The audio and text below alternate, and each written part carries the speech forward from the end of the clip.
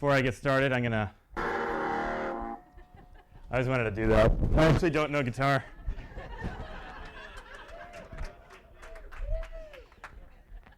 Thank you. Yes, I'm Zach Kaplan. I'm the founder of a company called Inventa Bowls. We started the company as a Jelly of the Month club for Fortune 500 companies, R&D departments. But instead of jelly, we sent them materials. And instead of monthly, we sent them out quarterly. And so people always ask me, how the heck did you think of that? Why would you do that as a business? And what are these materials? So one example material is glass that when it heats up, it changes color. Another one is plastic that when it's exposed to water expands. And the last one is concrete, but the cool part is it's translucent. And I have some of it here.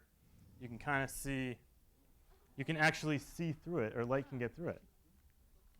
And so we convinced about 20% of the Fortune 500 companies in the world to subscribe to this Jelly of the Month club to get all these materials and stimulate their product designers and engineers with new ideas.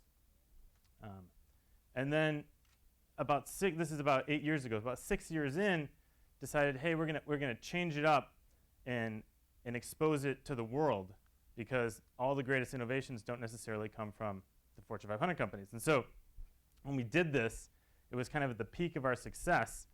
And people keep asking, OK, so why did you start this company? And then why at the peak of your success did you kind of flip it all around and make it free? So that's what I'm going to attempt to explain tonight. And the answer really starts from this place. So when they first contacted me and said, hey, can you come talk about creative convergence and et cetera, I was thinking like, yeah, sure, that's kind of what we do. But when I was putting together the presentation, I was thinking about, like, really why did I do Inventa Bowls? Why did I decide, where did this passion for invention and materials and building blocks, all this stuff come from? And the first thing that popped into my mind was Grove School. So I'm from Northbrook, Illinois. This is my elementary school. And the story that immediately popped into my mind was from 2nd grade. I'm about 6 years old, and it was parent-teachers night. And as a 2nd grader, I thought that I was a pretty good student. So I'm sitting at the top of the stairs in my parents' house in Northbrook, eagerly waiting for my parents to come home and say, oh, you're such a good student. Your teacher said you're doing such a good job. I'm sitting there like with this grin, sly smile on my face. And I remember distinctly my parents walked in the door. My dad's pretty transparent with his emotions. Clearly not very pleased. It's got a little bit of the, I'm like, OK, what's going on? So what did she say? Mrs. Tarhan, that was her name. And they're like, not good, not good, not good. So my dad is this great guy. He's always teaching me and my brother, ask why, ask questions, be curious, right? And I'm like, so what happened? Because I thought I was doing pretty good. And he's like, your teacher said you asked too many questions. So I was like, OK. And he's like, I negotiated on your behalf, and you can ask 1 per hour. So my dad was great. And you have to understand he's the kind of dad that he was always buying us these construction toys. So you're obviously all familiar with Legos as kind of the dominant construction toy. This is me getting my first Bolton play. And so I must have been 2 or 3 there. But so my brother and I decided that they were good hats. And I called my dad and said, hey, so why did you buy us all these construction toys? And he's like, construction toys, it helps you think. It makes you creative. It gives you some ideas. It's better than a truck. And I was like, OK.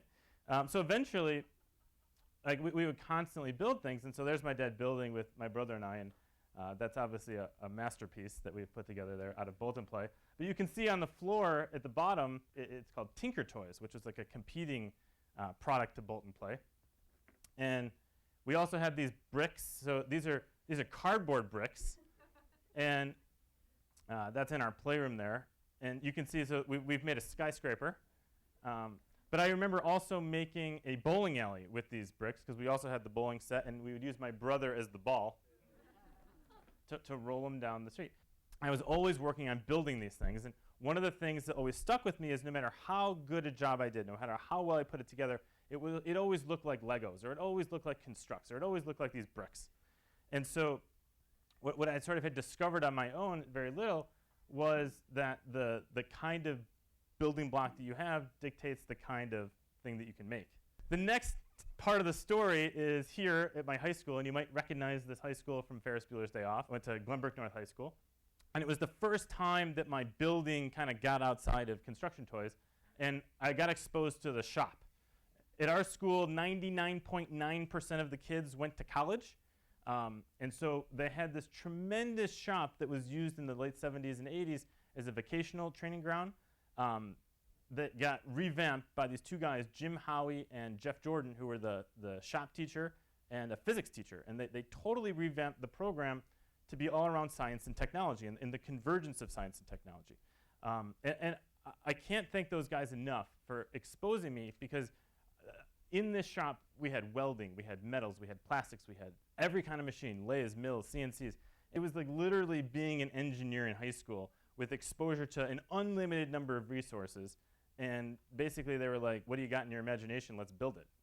And so over the course of the 4 years, I built tons of projects. But over the last 2, I worked on a model roller coaster. And so I remember when we started the project, this is actually from the roller coaster.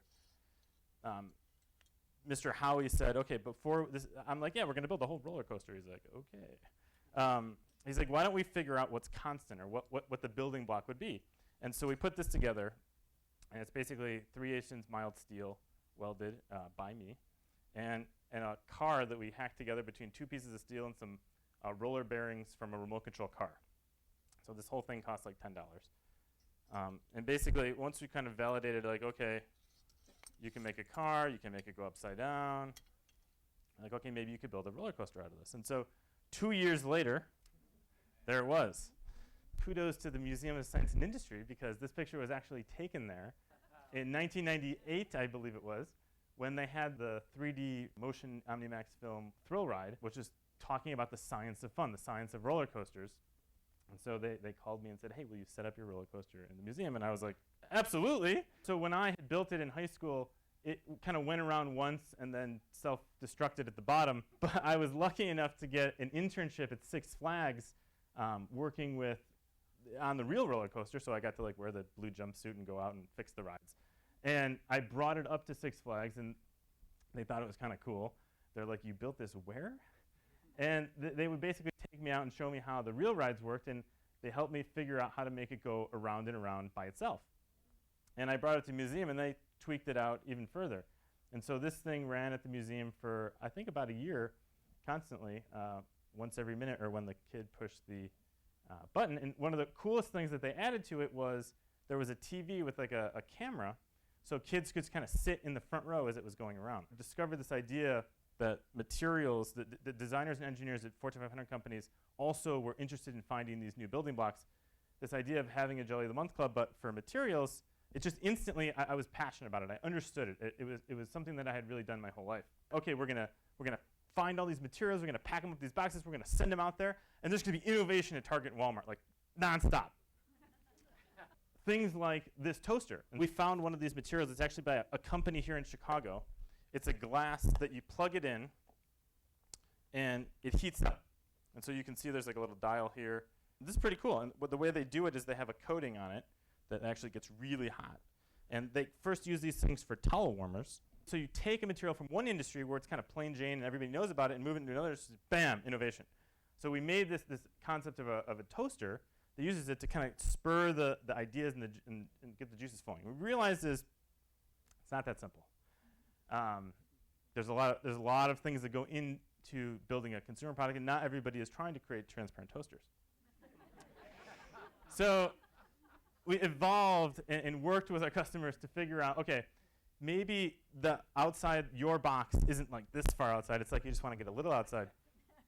And rather than sending the same box to Nike and Procter & Gamble, we started customizing them. So the box grew into this center we call the Innovation Center. And basically, when you signed up, you would kind of tell us a little bit about your business. So if you're Nike, you're making shoes, sports, you're interested in foam and glues. Or if you're a cosmetics company, this picture is actually at Avon. They're interested in all things that can be mixed into makeup. We customize it for you. So we're thinking, genius, this is genius. Now the innovations are just going to start flowing out.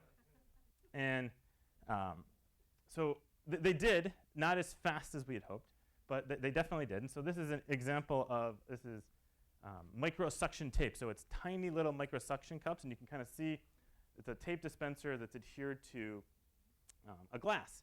And so one of our customers was at Palm. His name is Peter Skillman. He's the VP of design. He's the guy sort of behind the design for the Palm Pre and the Palm Trio. He's worked there, I think, since they were kind of converting from handspring. So he's out in the valley.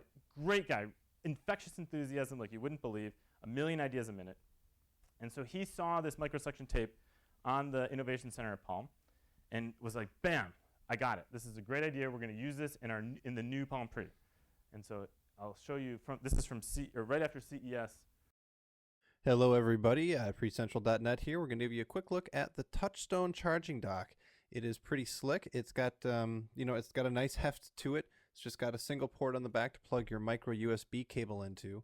And then it comes with a battery door if you buy the $70 version. You see a couple of battery contacts there and 4 magnets and a nice matted back, much better than the fingerprint magnet that comes on the Pre by default. And it's got this really nice sort of sticky bottom. It's based on gecko feet or whatever. So let's cut away real quick. I just want to show you just how strong that bottom is as long as you keep it clean. So here it is, the window outside my office, and I'll show you the bottom here. And bang, out of focus here, so we'll back up just a bit. And yeah, it sticks just fine. Don't get it too dirty, and I guess I wouldn't recommend that you do this, but if you really wanted to, I suppose it would hold up for at least a while. So that is their new docking station. The reason that they thought it was such a compelling idea was they were getting so many returns with cracked screens, because if you have a Palm, it kind of whips the cradle off the desk. And so by putting it on there, when it sort of nestles on your desk but doesn't have any residue to ruin your nice wood desk. We had about 20% of the Fortune 500 companies who were subscribers, record revenue, blowing and going. And I'm like, okay, we're changing the model. To take you back to why I made this radical, crazy, idiotic decision that at least that's what our board said at the time, I have to take you back here. And so I remember distinctly, I went to the University of Illinois and studied mechanical engineering. This is the transportation building, which is where they have the Introduction to Entrepreneurship classes. I was enrolled in an Introduction to Entrepreneurship class where once a week they would give you a case study that you had to read. And I read these things cover to cover, backwards and forwards, because I was just so excited about starting my own company. And so this one, it was from the 3rd week of class, Ingvar Kamprad and IKEA. So if those of you don't know, Ingvar Kamprad is the founder of IKEA. And IKEA actually stands for Ingvar Kamprad, and then EA is the city he's from. I'm not going to try to pronounce it, but it's in Sweden. And so part of what this case study was talking about was, how did this idea of IKEA come about and why cheap furniture? And one of the things that he talked about, the case study talks about, is continual innovation in making his furniture accessible and cheap for everyone. Because in those days, when they first started IKEA, furniture in Europe was really expensive. You go to these craftsmen, it would cost thousands and thousands of dollars, and people would actually just pass the furniture down through the generations because it was so expensive to make new ones. So he came up with all these really clever innovations, like letting the customers go into the back and get the furniture. So it used to be that you'd come to a furniture store and they'd sort of be in the front, and he's like, look, everybody can just go back and get their stuff. That lowered their costs. He also came up with the idea that rather than using wood finishers to finish the woods, he would contract with ski makers who didn't have any work in the summer, and then they would make the lacquers and the finishes on their furniture.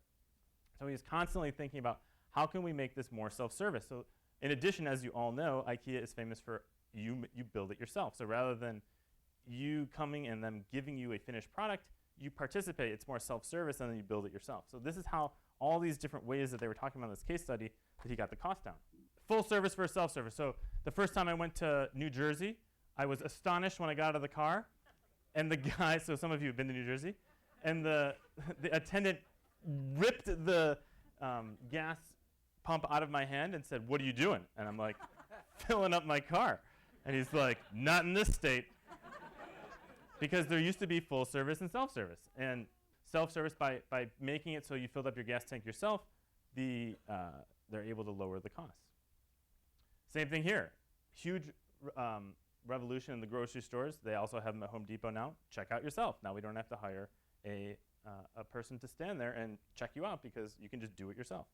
So the concept is self-service. So Google is the most prolific self-service provider. Everyone here is going there every day and searching for things themselves. And this really hit me when I was eating lunch at Google, and it's self-service. Lunch, you go up and you get it yourself. So we've changed our whole business to be self-service, and now you don't have to be a Fortune 500 company to get access to all these amazing materials. You can go on and, just like everybody else, look at biosafe antimicrobial plastics, LED light diffusing compounds, cushioning gel, and like this guy, this is Craig Diamond. He owns a window company. He invented new fight shorts by looking at our website and finding materials. So specifically, these cushioning gel materials to make a brand new cup. So Craig has a one-person company, and within 3 months of launching our new site, created these shorts. Pretty amazing. To show you a little bit how confident Craig is in his product, he's put together this video. This guy is a professional fighter, and that's Craig holding the cushions there. Again. One more, harder.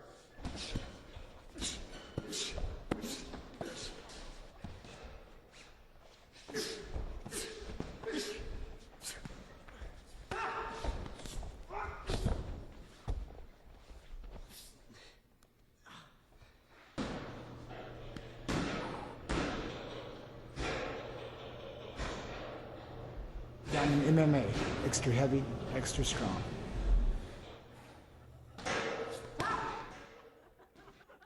So with Craig as your inspiration, go out there. Anyone can build anything as long as you have passion. Thank you.